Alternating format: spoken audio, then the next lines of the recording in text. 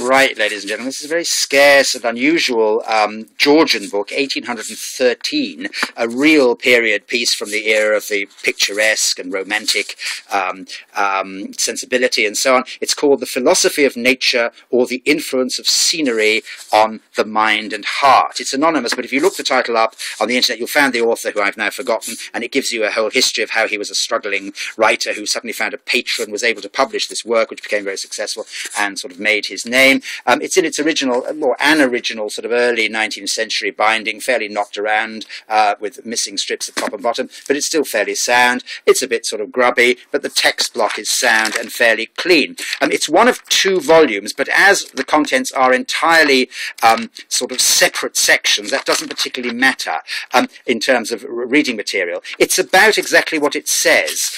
Scenery and how we're affected by it, the types of scenery, and the phenomena of nature that influence us to sort of the feelings of the sublime and the beautiful and so on. And it's very systematic. There are sections on rivers, fountains, grottos, lakes, waterfalls and cataracts, woods, groves, forests, mountains, specific mountains there. He talks about Rousseau, about rocky scenery, about North Wales, Llangollen and the scenery in North Wales, about picturesque countries, the inhabitants of picturesque countries being subject to superstition, beautiful sounds, echoes, remarkable echoes, echoes at Paisley in Scotland, and it goes through many, many chapters, tiny snippety chapters, very readable, about parts of Europe and Britain and their picturesque effect and so on. And there it is. He talks of the practice of imitating birds. He talks of all sorts of aspects of nature dealt in these short aphoristic passages of great sort of sensibility and pith.